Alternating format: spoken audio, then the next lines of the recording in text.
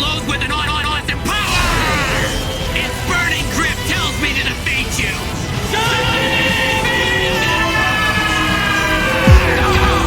G Gundam is the best. Anime and robots go together like, I don't know, anime and robots, what are you, stupid? Over the last decade or so, we have seen a major decline in mech anime, an unfortunate reality, but hey, it's 2020. Reality has been a little bit unfortunate. Despite this decline, one series still stands tall on its most epic back catalog, Mobile Suit Gundam. However, despite its seemingly endless legacy, even Gundam has one little chapter they prefer to keep in the closet, and ironically, it is my all-time favorite, Mobile Fighter G Gundam. Honestly, G Gundam is fucking rad. What is better than giant badass robots and a lot of politics? Giant badass robots constantly beating the crap out of each other and basically no politics. Duh. For many people, the Gundam series is a little scary to dive into. Where do you start? Even recommending it is difficult because you want to make sure the people watch this series that will keep them engaged and wanting more, diving into the universe farther. But if you want to skip all that crap and just have a good time, G Gundam is the way to go.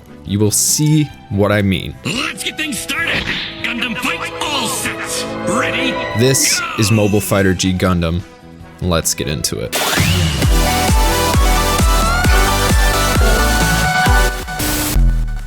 Hey everybody, how's it going? This is Mike. First of all, I just wanted to dedicate this video to my cousin Keith. Homeboy has been asking for G Gundam since we started this channel, and we have finally gotten around to it. So Keith, man, I miss you. I hope you're doing good. This video is for you, bud. Second of all, our Patreon. It is the best community on the web. No lie, if you are an anime fan and you like Bonsai Pop, you are going to have an amazing time in the Patreon. Lowest tier is just $1. Anyway, guys, thank you so much for your time, and on with the show. It's the future. War has destroyed the planet Earth, or at least made it pretty crappy. Most nations have left for space, creating colonies with exciting original names like Neo-Japan and Neo-America and Neo-Mexico, which is literally a giant floating sombrero. Well, hey, at least the world learned their lesson about war, at least, you know, kinda. You see, in this universe, war is now a sport, or it's, you know, at least sportsman-like. Every 4 years, each colony sends a Gundam fighter down to Earth to represent them in the Gundam Fighter Tournament. The last warrior standing wins their home country supremacy for the next 4 years. So it's kind of like the Olympics, except with, you know, political power at stake. And honestly, that's kind of cool. Like, imagine if we did that with boxing or something. Talk about a moneymaker. Anyway, it's tournament time, and representing our favorite nation is one Domon Kashu, a martial artist and all-around badass with an agenda. He's coming down to Earth to represent Neo-Japan along with his mechanic and best girl Rain in one of the coolest Gundam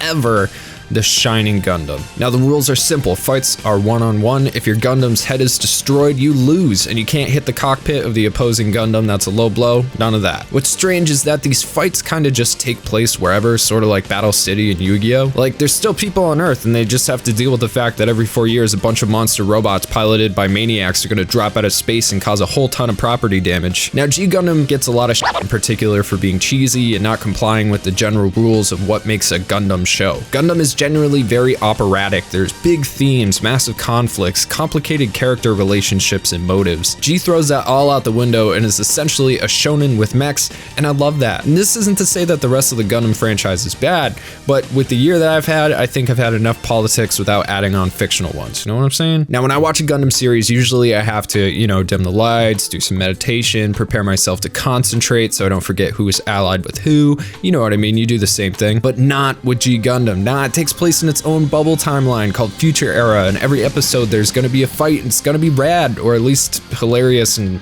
I don't know, maybe mildly racist. This time around, Gundam are one-to-one controlled by the mobile trace system. Basically, the cockpit is like a VR room, and every movement of the pilot is traced from a very skin-tight jumpsuit. The Shining Gundam, which we'll get into later, is a freaking boss. But the other Gundam and fighters are just as wild. I feel like the creators were allowed to do whatever they wanted to with this one, and you know I love creative freedom and people just getting weird just to be weird. For instance, you got Gundam Maxter, piloted by Neo-America's fighter Chibity Cricket. And yeah, that's his actual name. My guess is that they wanted it to be Jiminy Cricket, but they couldn't pronounce it, so it's Chibity. And it's Chibity in the dub, so we can all just put our hands up together. I don't know. Anyway, he pilots the Gundam Maxter, which is specially equipped for his boxing fighting style with Gundam brass knuckles, which also serve as an extra shoulder armor. His special attack is literally just a Falcon Punch. It's awesome. He also has 2 giant magnums on his hip because Murica. And it goes on like this for a while with Domon and Rain traveling from country to country doing the fighting. However, there's a few bouts that end in draws and result in forming a bond of respect between Domon and the other fighters, which comes in handy later. Just like any other shonen protag, Domon has a leg up on the competition, being the inheritor of the King of Hearts title from his martial arts master, Master Asia. That and the freaking Shining Gundam, which is just, yeah, I love it. But he does have another agenda. While he was away on training, his brother and father created the Dark Gundam or Devil Gundam, depending on your choice of audio. Now this Gundam ain't no joke. The thing is a freaking monster capable of self-healing, self-replicating, infecting other Gundam and even people. It's wild. Also, I'm not going to spoil most of the plot points because the show is something you gotta check out, but yeah, Dark Gundam is metal as f. Okay, so I mentioned this King of Hearts thing. Well, it's a martial arts title that was given to Master Asia while he was part of an elite group of fighters called the Shuffle Alliance. I know, it's terrifying. A terrifying name. But it turns out that Master Asia is a mega butt munch and is actually working with the Dark Gundam to take over the world or some shit. He's also gotten all of Domon's new buddies possessed by Dark Gundam cells, so they're acting all evil, things are getting bad, but then the Shuffle Alliance shows up to kick some ass. Unfortunately, they don't do a very good job and instead offer their lives and their titles to Domon's friends in order to purge out the Dark Gundam cells. Now with a team and a mission, Domon and crew set out to save the world and defeat the Dark Gundam once and for all as a new Shuffle Alliance. But none of it would be possible without the Shining Gundam, my dudes. It is my favorite Gundam ever and is even more dope as the Burning Gundam, which is the upgrade. There's seriously something cool about the way the mobile trace system works, how the Gundam and the fighter's actions are one-to-one. In G Gundam, you're not just a pilot, but your martial capabilities have to be up to snuff as well. It makes for a more intricate bond between the Gundam and the pilot, at least in my opinion. And Shining Gundam, besides looking cool, has 2 beam swords, 2 forearm laser cannons, head-mounted Vulcan guns, and shoulder-mounted machine cannons. But coolest of all, it's got its shining finger, which puts all its offensive power just right into its hand. Now, I don't know if you've ever seen anyone get face pushed, but it's like the funniest thing in the world. Shining Gundam brings that to the next level by doing the face crush. Shining finger is literally a weapon that's used to crush Gundam's heads, and that is as badass as it gets, boy. It also has a super mode where it goes gold that can only be achieved when Domon is going all Zen warrior. Like seriously, if you haven't watched a mech show before but like Kung Fu, this is your entry point. Unfortunately, however, the beautiful Shining Gundam gets wrecked by Master Asia after putting up a solid fight, but no worries, this is where we get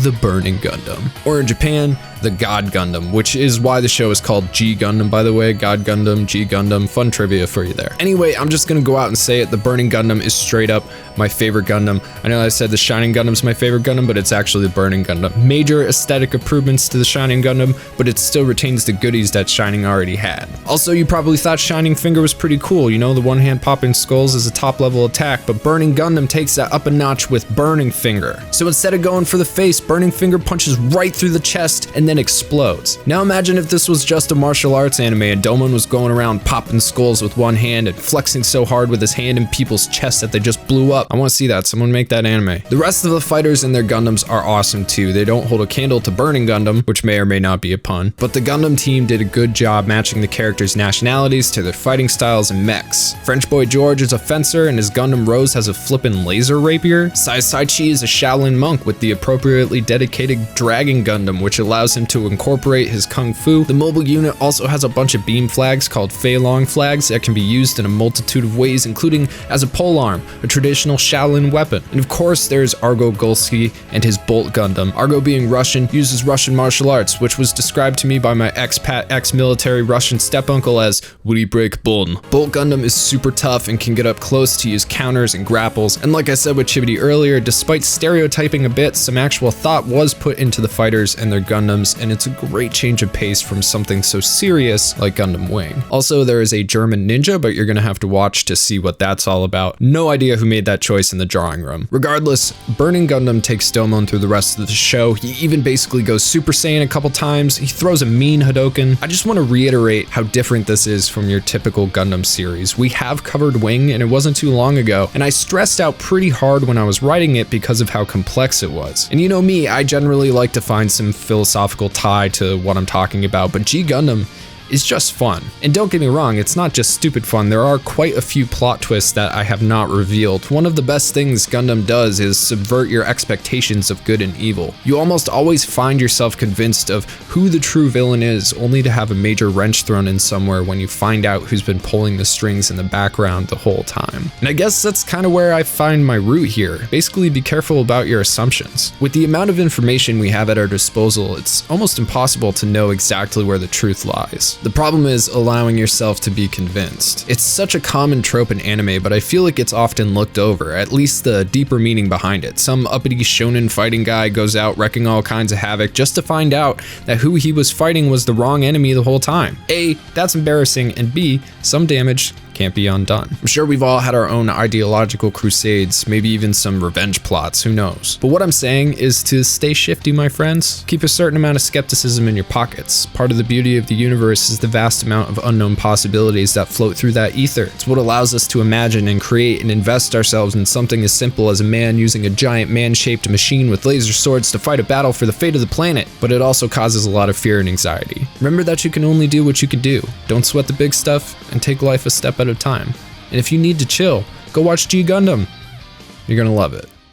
Hey, what's up? It's Mike. Thank you guys so much for watching. Before we go, just want to let you know that next week we're going to have a special midweek video on Wednesday. We also have a special link down in the description that will lead you to our displate shop where you can purchase anything there and it will help out the channel. Also, we have our own personal displate. Special shout out to our Super Saiyan God, Sam the Cynical, and our super lucky patron of the week is Akron. That's it. That's all. Thank you so much for watching the entire way through the video. Don't forget to check out all the rest of our videos, subscribe to the channel, hit that like button. We love you. Goodbye.